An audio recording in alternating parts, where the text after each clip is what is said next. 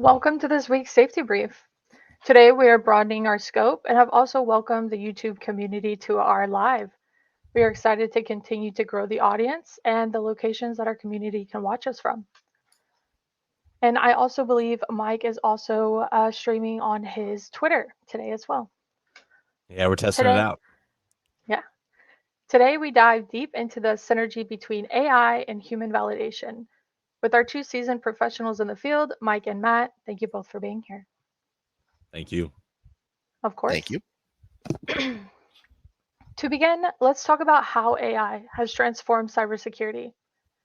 It does a remarkable job in threat detection and response and can be the factor that helps with peace of mind, especially with having the automation in place. Could you share some insights on how AI automation has improved cybersecurity and your experiences? Matt, you want to lead us off? I'm going to let you start on this one. All right. So, how automation has improved quality of life. So, what I can speak as far as perspective goes is from an engineer's perspective. I've worked at an MSP for quite a long time, deploying tools that openly touted and advertised that they would reduce overhead, that they would hmm reduce care and feeding. And I guess the first observation would be it is not always the case that technology maybe alleviates the time we need to sink into it.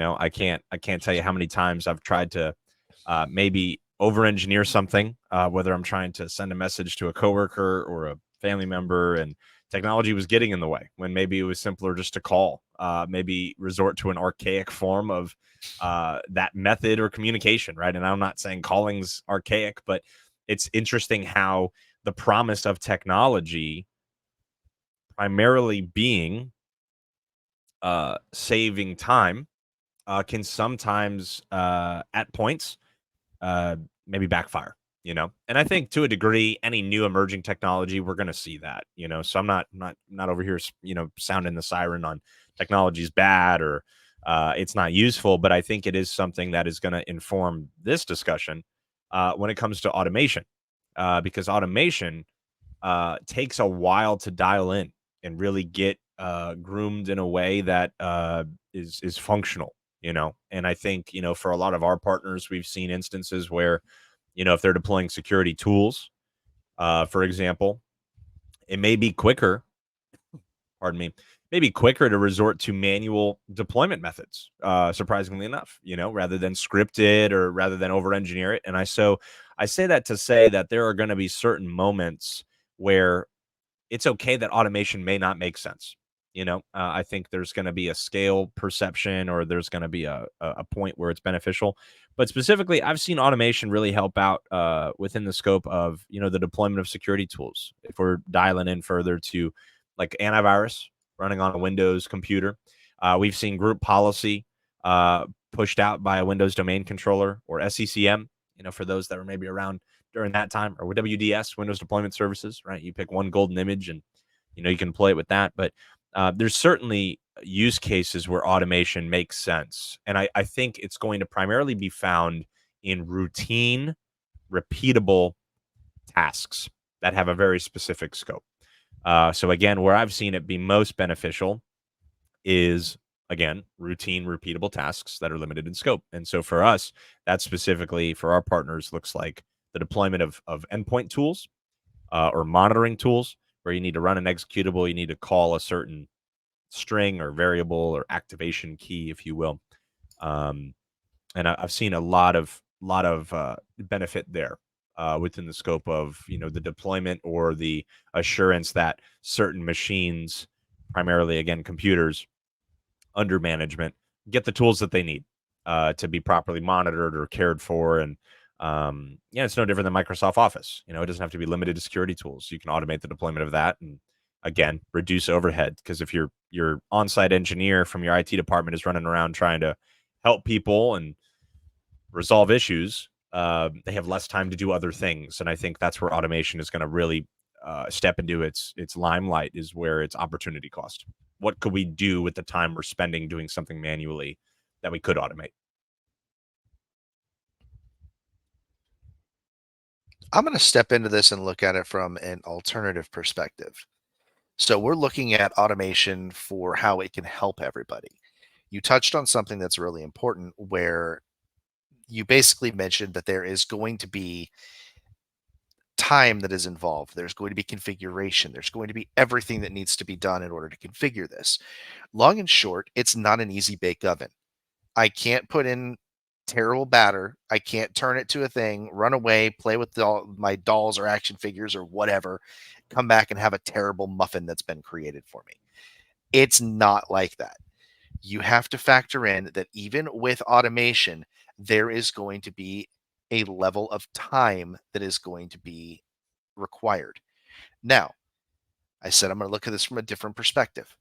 Automation from an engineer side, from hacky boy side, I love. It's like it makes my life substantially easier. Let's talk about it from the executive side, from the CISO side.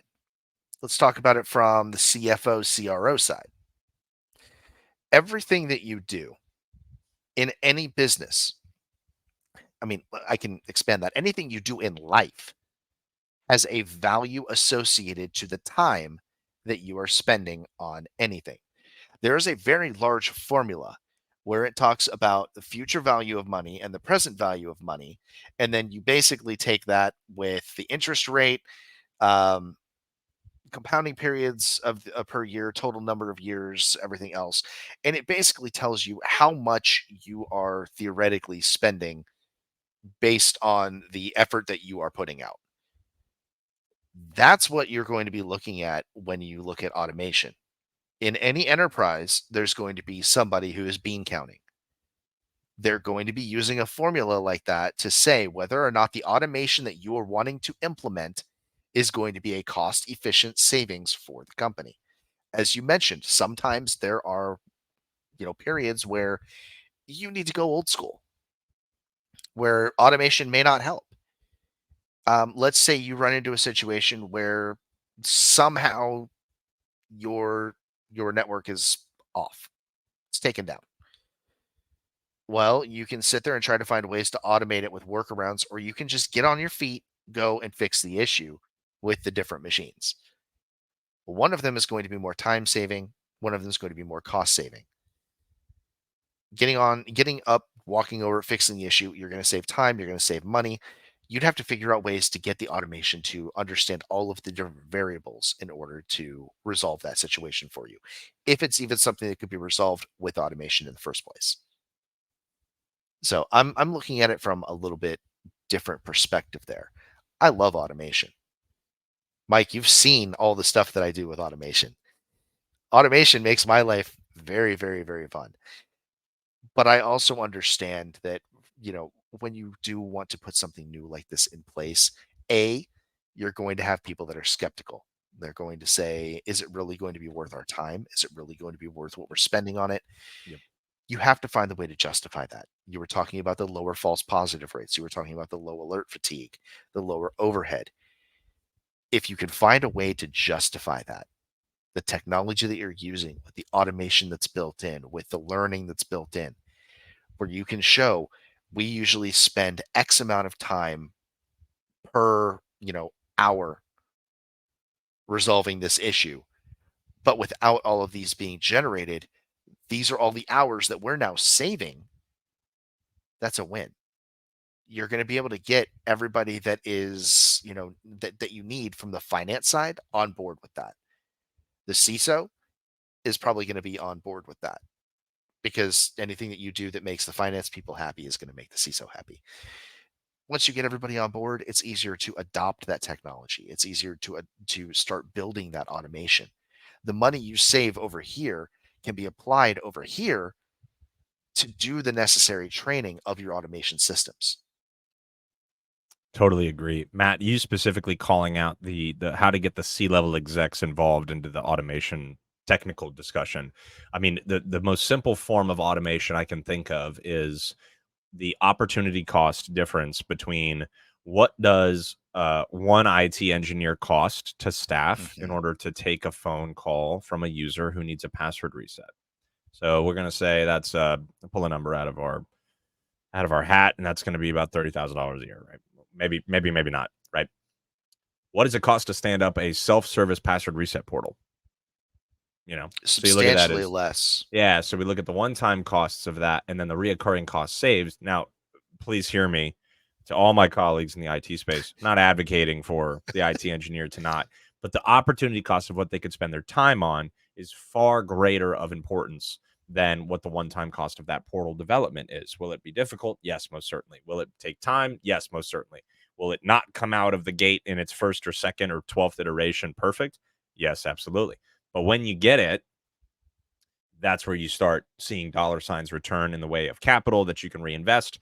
And in a fun household form of automation, you look at Roombas, or you look at some form of home automation for cleaning, right? What does the Roomba cost? A lot of money, right? It's more than most vacuums, and so Even people have to more when ask it themselves, catches your dog's tail and the dog chases around the house with it attached it to costs it. a lot of money, and the Yeah, dog can't get another tail back, So it's exactly. like, um, but the reality of that example for home consumers, to try and drive it home in a layman's sense of terms, is automation is that cost you'll spend up front to dial it in, and there'll be an uncomfortable period. The thing has to map your home. The thing has to Hmm. understand what's a stair and what's a dog tail, and how to not hit the kid with the walker, trying to get around the house. And so, but what is the promise of it? Well, The it's return on investment. the return on the time you'd spend cleaning while still maintaining a clean-ish or cleaner home, right? And so I think, in layman's terms, just to drill it down to a usable example, whether it's the C-level looking at a self-service password reset portal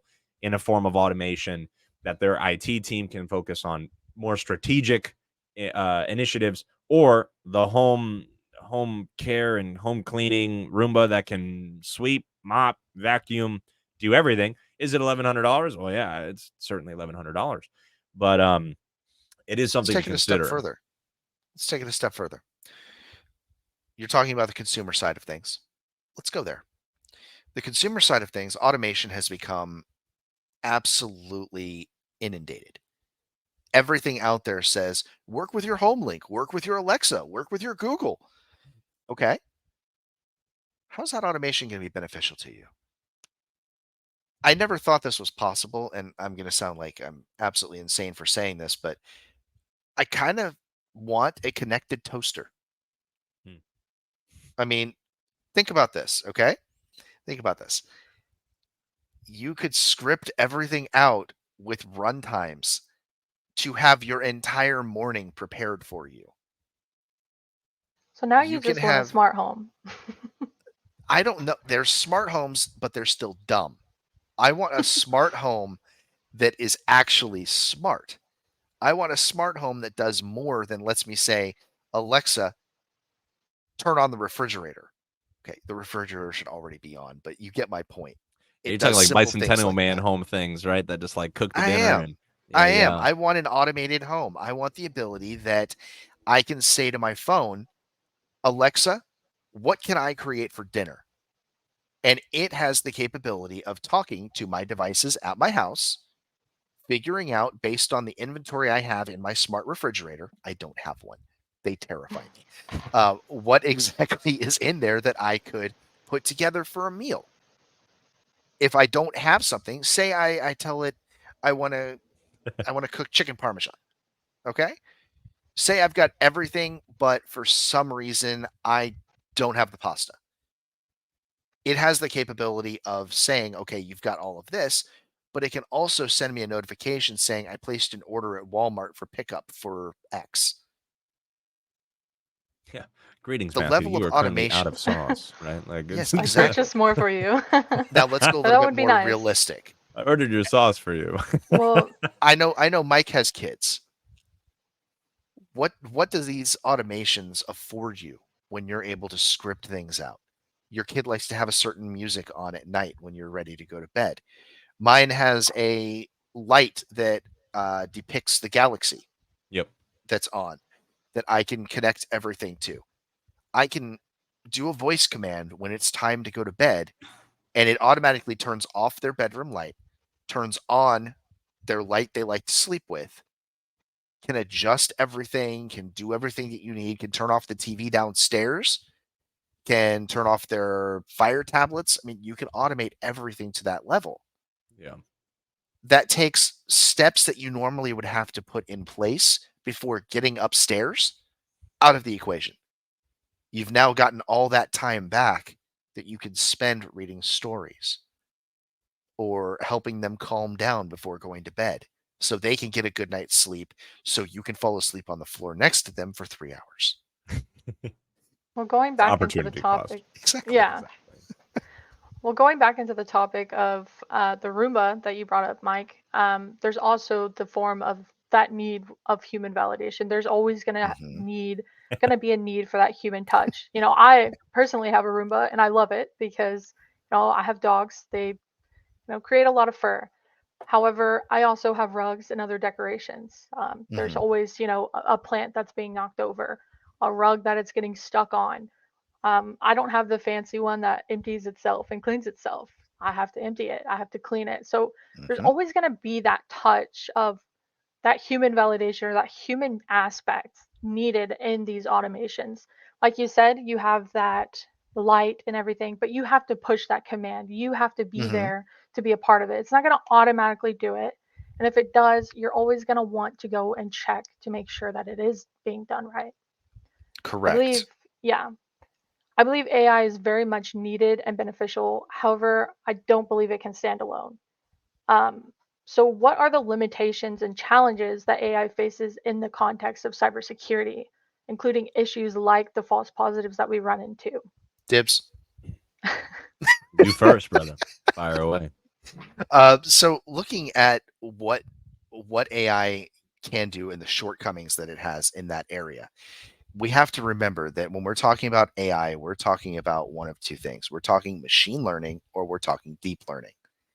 If it's machine learning, it's a human that is preparing the information, feeding the information, designing the data sets, and controlling all of the constraints around that data. Deep learning is a little bit different. You're basically throwing spaghetti at the wall and everything is eaten instead of sticking. And then it figures out what's going on, a lot of voodoo magic, and there you go. Um, it's not voodoo magic, it's a lot of GPU usage to train those models. Um, but you have to remember the one main thing. Why is AI dangerous? It's only as good as the data you're feeding it.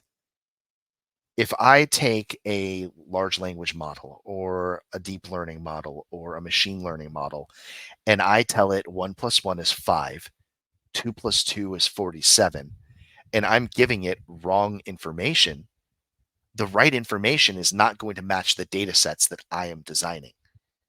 It's going to be operating on incorrect information. Now, that also impacts people when they're using things like ChatGPT. ChatGPT takes all of the data that's provided. Let's be honest, some of us are special potatoes. Some of us put information out there that is not correct. Some do it accidentally, some do it intentionally because they just want to watch the world burn. Now, that information is all taken and used in those future language models for the training. So you now have material that is tainted inadvertently, mind you, sometimes intentionally. That's very few and far between, but it's inadvertently tainted. So now somebody calling on that data could get a response that is incorrect, which means it's up to the human receiving the response to validate that response is accurate. This becomes extremely tough when the person asking the question has no idea the right answer. So they may think it's accurate, but it's not. Right. And then you have information that gets propagated out throughout an environment that is incorrect from the start. It costs more money to fix that and rectify that than it does to go through multiple stages of validation before disseminating. Yeah, I think Matt, you highlight something that's really important, and that's the uniqueness of every situation when it applies to cybersecurity. And so, Elizabeth, to your question that you brought up, which is it's timely with the Roomba example, because like if you go to Amazon and you buy a new Roomba, you're going to pay a couple $100, maybe early low thousands, right? Depending on what you Mhm. can do. It mops, it sweeps, it empties itself, and then it gives you a massage. That's the $2,000 one. And so, but if you took that and you went and you bought a used Roomba, because Amazon does that, you can buy like new, Refreshed. used. Yeah, exactly. They try and recycle anything that can get a second life out of it. But it was mapped to the home that it was operating in prior. So it gets into your home, and it's like it's Running into every wall known to destroying man. things. It's not stopping at the wall. It's not, and again, Falling down the stairs, making yeah, funny it's noises as it dog falls. tails and pots and pans and everything. Cabinets are getting dented, and again, it's because it was trained on it and tuned for a different environment. Mhm. And I think where we've seen the most pain kind of come forth from our partners that are using a single policy for multiple, very quite vastly different environments. And so, if you have one environment that you're supporting that uses Dropbox, for example, as a file share platform, that is not a Mhm. plug for Dropbox. I don't recommend it. But then another one uses Microsoft OneDrive or Ignite or whatever it is. You're going to whitelist these applications. You're going to allow these applications to run because they're known good, right? They need to be running in that environment for those employees to work. If you leverage a global policy, by the nature of this logic, or over time, as you deploy more, your policy is going to get weaker and weaker because you're going to add more and more whitelists to the point of where, if you told your Roomba that I want you to work in 5 different houses and have 5 different layouts and 5 different places where the sliding door stops and the windows start and whatever, then it's going to sit and it's never going to move because it thinks that, it can't do anything, right? It's going Right. to run into something. And so it becomes almost passive. It provides little to no value that it was originally invested in. So I think the ailment, Elizabeth, I've seen most often is people who leverage automated tools for a wide paintbrush use case where it's not specifically tuned to the application it's being used, but it's almost this very generic or out of the box assumption that this automation is going to work everywhere I put it, and that's the way it is. And again, going back to the definition of automation, it is useful for routine, regular tasks. You walk into a fast food joint or a restaurant, they have a kiosk that you can do self-service ordering, or you can go up to the counter. But if someone at the counter is busy making food, then it makes sense. You go to the self-service kiosk, right? That is It's designed routine for repeatable and and predictable. repeatable. Exactly. And so where I'd see it being different is again, if that data set, like Matt said, is larger, but it's also trained in a way it's not got all the data specific to that use case incorporated into it. That's where again, that's why a generic Office password reset portal doesn't exist. Office 365 users certainly have it because there's a routineness to drop them into their instance and customize it from there. That's where their security policy lives. But Mhm. I can't just have like a routine reset my on-premise exchange password.com website, right? Unless I wanted to fish all of the credentials because of that exact case. It needs to be specific. It needs to be tuned specifically to the use case of what server and what user and what environment you're trying to connect to. So yeah, I think the biggest ailment, like I said, or the downfall of automation is not just letting it go on its own and but also not tuning it or not making it specific enough to the application where users ultimately benefit from it. And I think the byproduct or the consequence of poor automation implementations is going to be a poor end user experience. It could maybe do its job and the automation could work, but the end user experience is terrible, right? And so I think that's where it's going to be the most painful if it's not There's specifically built or specific to that user's need. there's something else that you slightly touched on, but I think should be elaborated just a little bit more. Using one policy for everything, even if there's automation in play, is extremely dangerous. Now, I'm not going to tell you the end result of what can happen. I will just say that the commingling of allow listing is a terrible, terrible idea. Because if, and again, hypothetical, have not seen this, would not acknowledge if I did see it. Um, if you have customer A that has allow listing that you put in for them, their policy is shared by customer B. Customer B does not know that has been put in place, and customer B suffers any form of a breach or an incident. How much time do you think you're going to spend explaining what happened? What sort of ramifications do you think are going to come from lazy automation? That return on investment now becomes a resume generating event in many instances. Like, I hate to say it, but in large enterprises, when there is an incident, the incident is not the concern of the person that was the fault of the incident, because they're already updating their resume. The problem is those above them also probably are going to be updating their resume as that part of that event. So being lax when it comes to automation and taking the easy way out and trying to go as broad as you can, you have to think about that. There's a lot of implications and a lot of ramifications that can come from that. It's just not worth it. Put in the time. It's going to reward you with the return when you don't have to deal with incidents, when you don't have to spend as much time overseeing everything. But you have to be willing to put in that time up front. I completely agree. And with what you said about the Roomba, I recently moved and I'm struggling with that issue as of right now with my Roomba not fully vacuuming downstairs because it learned off of my previous house. So, I mean, it is a true problem. And it's so funny that you brought that up. And to go off of what you said, Matt, this is why we never build a policy on a tenant off of a previous policy. We always Mm-hmm. rebuild from a brand new default policy and tune each environment differently. Because Everybody AI, should have a baseline policy that yeah, is never touched. It is your baseline default. yeah. When something new comes on board, you clone that policy, you rename it to what the purpose of it is, and you tweak it accordingly. But you should No, always have a clean baseline to work from. yes, I completely agree. And I mean, it just shows a light that, AI struggles with that contextual understanding. And as we stated, it can lead to those false positives or misunderstanding from previous policies or previous learning. So it does need that human validation touch and it does need that um, the right learning for the right environment.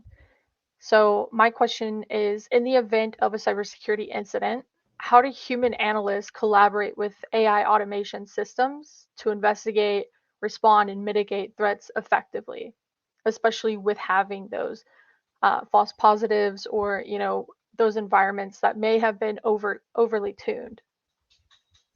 Yeah, that's a good one. So again, coming back to the promise of automation is more result with less effort. That is AI effectively. So AI and automation kind of two sides of the same coin in some way. But um, the analogy I can draw if I'm a SOC analyst looking at events is going to be if I'm on an assembly line and my daily quota of items coming off that assembly line to quality control and check is 200 a day, then I'm going to have a certain level of quality, right? I'm going to have a certain level of what's acceptable to let it go by, and then what's acceptable or what's unacceptable rather, and then needs to be pulled off the line.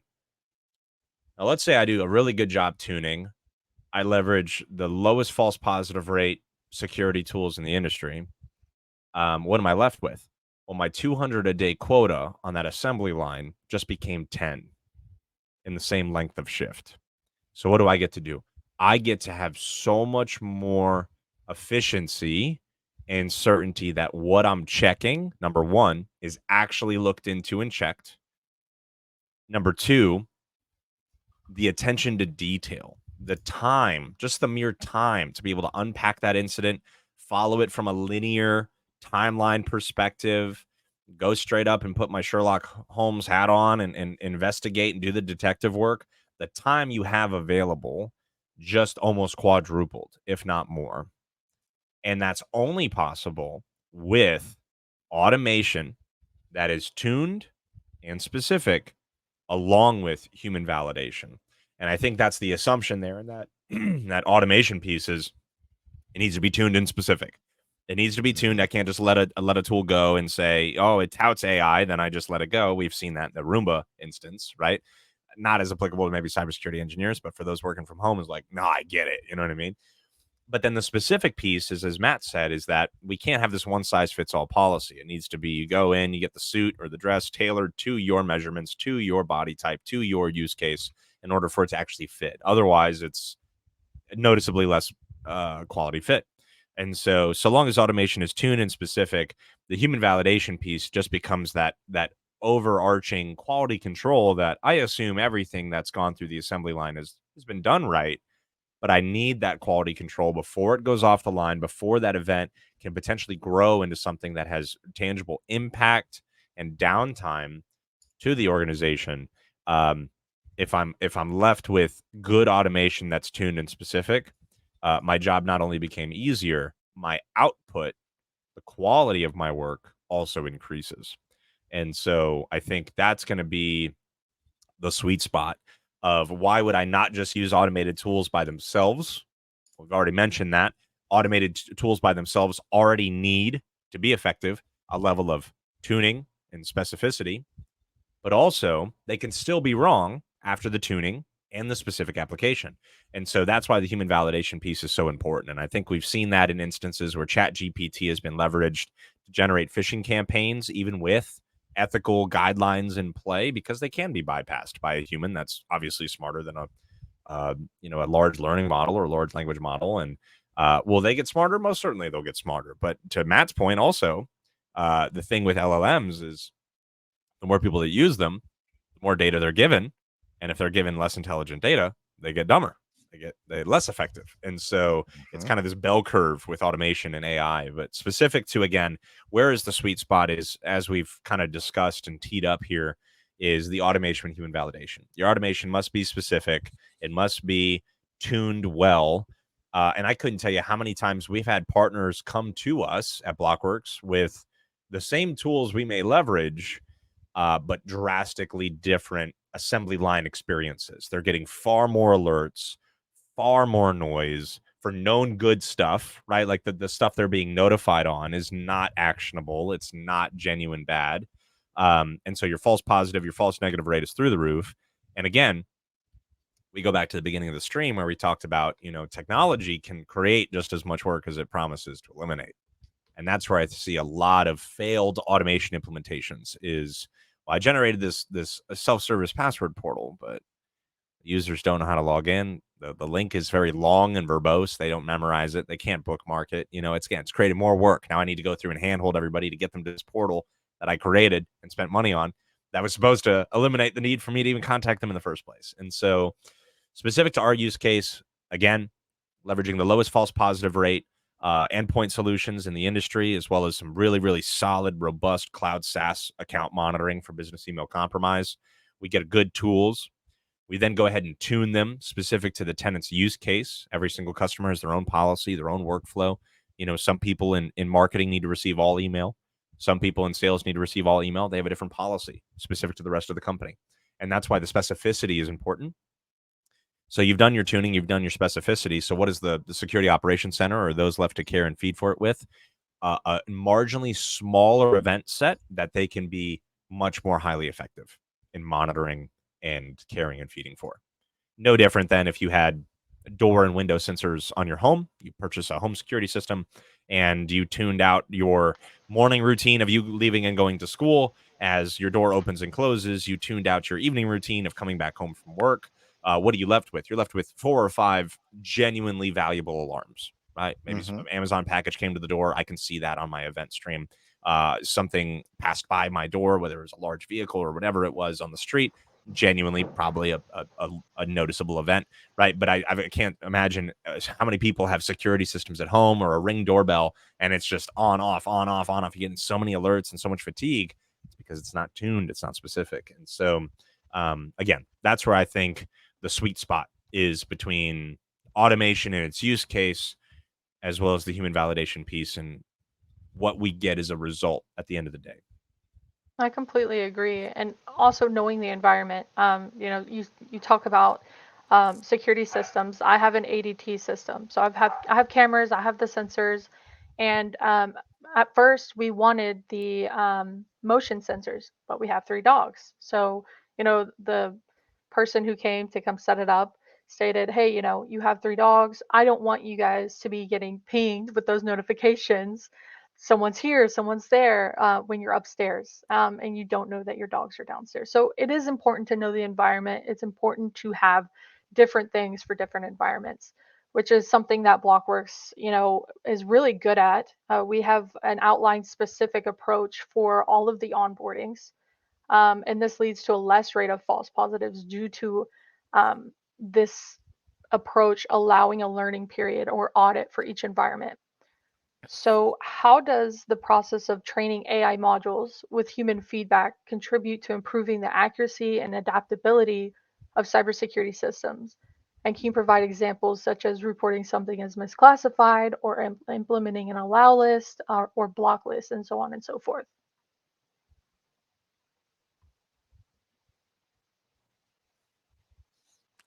I'm just waiting for Mike to step up. The use cases I can think of specifically, because again, actual use cases, real time stories are going to be twofold. Number one, on endpoint security, I'll speak to that, and then I'll speak to email security. So, endpoint security, this is again a Windows device, a Mac OS device, maybe even a Linux device, getting some form of antivirus and an EDR solution to harmonize together and increase the certainty around prevention. We have seen specifically where partners that have come to us with the same tools we've leveraged with high efficacy, but with 8 to 12 times the event per second or event per hour volume, just because of the amount of tuning that is needed. Again, just as we talked about the self-service portal, it takes time. It takes time. And I think that tuning is really not factored in to a lot of teams' adoption of new tools. There is a burn-in period. And I think every IT administrator and director is going to say, well, yeah, I know there's a burn-in period, right? It's going to get worse before it gets better. But I think it's a larger number of hours than maybe they anticipate, candidly. And so, because again, environments change. What happens when QuickBooks updates from 2019 to 2023 or whatever the version is, right? Well, guess what? The environment just changed. That's a new file hash. That's a new script and a new application altogether. And so, what I've seen specifically to endpoint is high success in really good automated tools, but also that tuning piece that's being applied on it. I think per customer that we onboard with our partner base, looking at anywhere between 6 to 8 hours of tuning just for that environment alone. And that's again, that's what it takes. And that's assuming an average event per second count, right? Now let's go over to the email side. So email's fun. It's been a rapidly evolving kind of threat landscape since 2020. And, I think we've seen a lot of instances where trusted contacts can also be malicious delivery methods, where historically it was, I'm Matt's long lost cousin from Nigeria or Greece or whatever, and I have an inheritance that I'd love to give you. So I'm emailing you to inform you that that sweet Cadillac you've been eyeing for a long time is in your future, brother. Just click here, enter in your username and password, or even worse, your bank account number and your routing number, so I can get you your coin, right? And people fall for this. People fall for They this. do. Why? Number one, I think overall people are in despair, so I think like they're more susceptible to these pressure plate kind of moments. And then number two, it's kind of the old adage: if it's too good to be true, it probably is. And so, I think it comes down to naivete, honestly. oh yeah, for sure, for sure. But I I think mean, again, I think people naivety want hope. increases as the pressure plate is pushed, right? It So like does. we've had instances where, people have masqueraded themselves as HR departments, and like the number one phishing email that was ever opened, like a subject line that was used in 2020 and 2021 was the subject line "updated workplace mask policy." Yep. And you had the most robustly mature end user who was savvy to email phishing campaigns, and the most maybe unfamiliar or undereducated individual open it all the same. Why? Because the pressure plate was so susceptible that the suspicion level maybe was exponentially diminished. So bringing it back to automation within the scope of email, we've had a lot of success with looking at not just the sender email address or the relationship between the sender and the recipient, but also the contents of the email, not just the body grammar wise, but we're looking at attachments, we're looking at links, we're looking at domain reputation, unpacking, hey, if this is FedEx shipping label .pdf or whatever in your mailbox, and you have an email, and you open it, and there's a link that says click here to get your shipping label, or we're unpacking where that link goes. Is it a redirect? Is it actually a FedEx link? Things like that. Pay USPPS is not a valid place to go Yeah, pay yeah. No, people get USPS. creative with these domains, Yeah. right? Because anybody can go to Namecheap or GoDaddy and buy a Well, domain, so and it's even yeah, easier. All you need to do, and I'm not advocating this, I'm just saying this is how simple it is. The Windows keyboard has the ability to put different languages in place. Or you could just go online and search for variations of the letter S. All you need to yes, do is find one that is close enough to the standard US looking letter S and replace that in your domain. You now have something that looks like USPS. yes, It's not USPS. that's real. Make Yeah, the the A make too. everything look there, and You can do yeah, the there's A there or is the the A is one of the easiest ones actually. yeah, So I want to touch on something that you were talking about, that email updated mask protocol. That was something that I talked about back when COVID first started, as basically playing on your fears. This is not an uncommon thing. With automation, it's going to get more and more prevalent. With the advent of AI, you now have people that are oversharing. You and I had a very wonderful time learning from somebody down in Louisiana about what you say can royally screw you over. And I left that presentation saying I never want to open my mouth again. It was that impactful. But you have people that are oversharing things. They're oversharing pictures of their kids on social media. They're oversharing everything they do on social media. Everything they post. Oh, I'm going to be here. I'm going to be there. I'm going to be, around this place. All right. What's the drawback of that with artificial intelligence? You now have a plethora of information that you can pull from. You now know their speech, their mannerisms. You know what they like, what they don't like. Even more, you'd have pictures of them. You can take those pictures, you can turn them into a deep fake. You can, and this is what will really freak you out. You can take the pictures of a child and you can leverage artificial intelligence to age that picture. You then have something that you can use to scare somebody, to strike fear into them, to get them to do what you want them to do. This is where human validation has to come in. Somebody sends you something saying, and this has actually happened, I'm not going to lie. Deepfake technology took text, put it into the voice of the CEO of a company. The CEO of the company allegedly called their executive assistant and told them, we need to make a payment to this person right now, Yep. or a deal is going to not go through. Sounded exactly like them. They didn't have any protocols in place to validate. They wrote the check. What are they going to do when they play that to, any authority and say, I didn't authorize this? Dude, it's your voice. Like, how do you refute that? A simple check would have come into play with human validation. Pick up the phone, Yep. call the person in question. Are you requesting that I do this? If not, well, then don't do it. If Yeah. they are, you've done the validation. You know that it's legitimate. I think That's the frightening fact of AI. That's what's capable. I think one thing to keep in mind is it something that would usually happen? Is that something that, is not an anomaly? Is it something that is usual in your day-to-day work? If it is, obviously it's going to make it a little bit harder to use your brain and double check that. So, I mean, there are some times where we get alerts and we think Hmm. that it's, a false positive, and sometimes it's not. So, you need that time, you need that validation to investigate and actually understand what's going on, what are you about to do, and so on. I think it's evident that AI automation plays a crucial role in the realm of cybersecurity, providing solutions for a range of challenges. However, it's still needing that human validation, no matter Hmm. what aspect you look at it. If it's, your password changer, if it's the Roomba, if it's any of these home, items that you're wishing for, Matt, it's needed. So for now, I don't think we have to fear of AI taking over our positions, thankfully. So, well, Not that yet. concludes, Give yeah, it not 3 years. yet.